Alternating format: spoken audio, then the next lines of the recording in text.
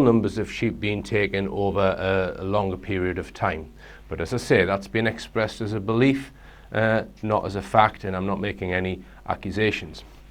Now then, so to summarise then, I now do not believe at this point in time, with the evidence that I've seen, that the mass sheep disappearances in Lincolnshire are linked to the high level of UFO activity.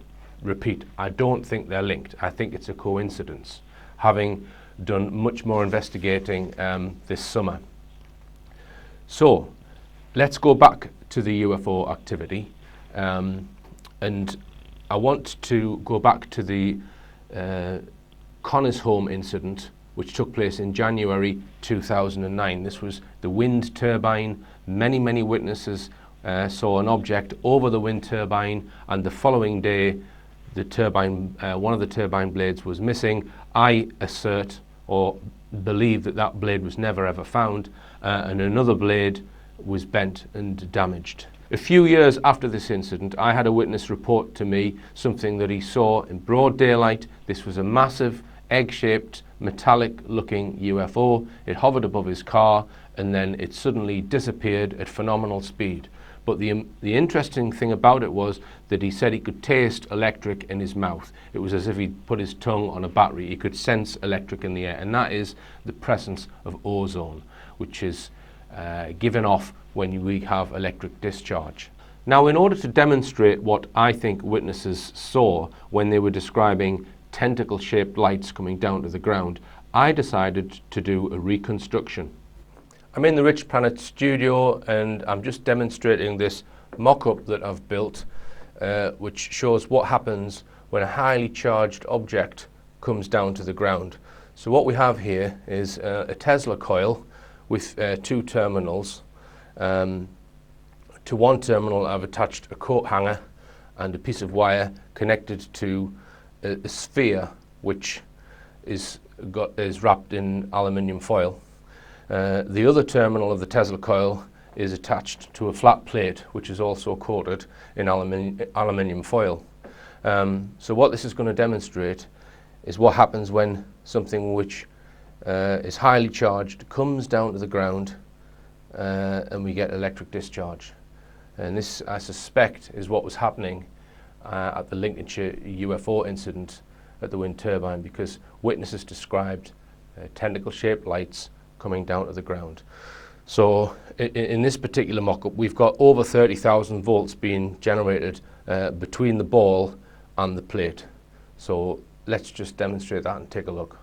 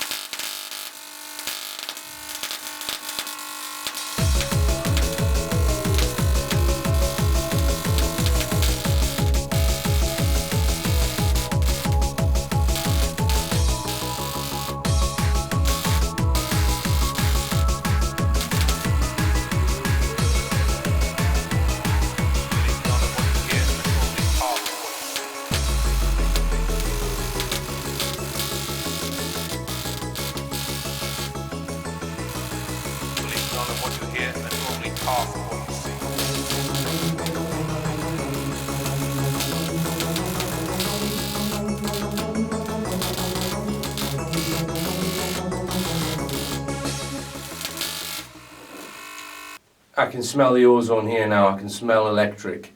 As the chap said in the clip, he could taste electric in his mouth, and after that amount of discharge, there's quite a bit of ozone that I can smell. I can sense it. We get these very interesting coronal discharges, which would look to an observer like tentacle-shaped lights coming down to the ground.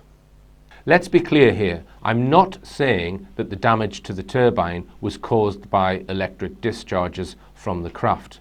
No. What I'm saying is that this craft may have been using an electrogravitic propulsion system, and for some reason was either damaged, or it had been brought down, or there was a navigation issue and brought the craft too low to the ground. Once that happened, two things occurred. Firstly, people witnessed electric discharges coming down to the ground, and secondly, we had the blade come off the turbine and one of them damaged. So I suspect that this craft impacted on the wind turbine, causing the damage, and I suspect because it was so close to the ground, this is when people witnessed the electric discharges. These two pieces of evidence suggest to me that this craft wasn't supposed to be that close to the ground. Let's now go back and have a look at what the Sky News reporter said. Lights appeared first of all, and it wasn't, according to various locals you speak to, it wasn't just one kind of light. There were lots of different lights. There was a small light, says a county councillor. No, says another motorist. It was a massive light with tentacles hanging down. So you can see he's trying to belittle the witnesses by saying that they couldn't agree on what they saw. But to me, it all makes sense, because the witness who just saw a light was probably seeing the object at a higher altitude, whereas the witness who saw tentacle lights coming down to the ground probably witnessed the object at a low altitude, hence it was causing electric discharge. But this again demonstrates the mainstream media's absolute lack of motivation to find the truth. I would argue that media teams were sent to this incident very quickly in order to make sure the story would be reported as some sort of mystery, which could never be solved and make people lose interest in any sort of objective explanation. In my opinion, the following is fairly clear. A very large, undisclosed craft which uses an electrogravitic propulsion system was being flown over the sparsely populated coastal area of Lincolnshire. This is what the evidence points to.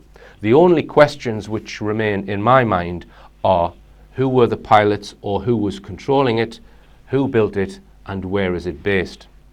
Whether the craft was a human craft or even a non-human craft, I'm certain that the higher echelons of the military know about it.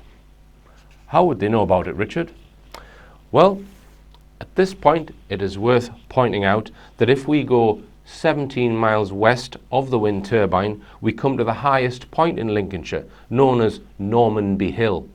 At this location, we find a covert radar system which has oversight of the entire area. The reason why it's covert is because it's inside a golf ball, so that people cannot tell which way the dish is pointed.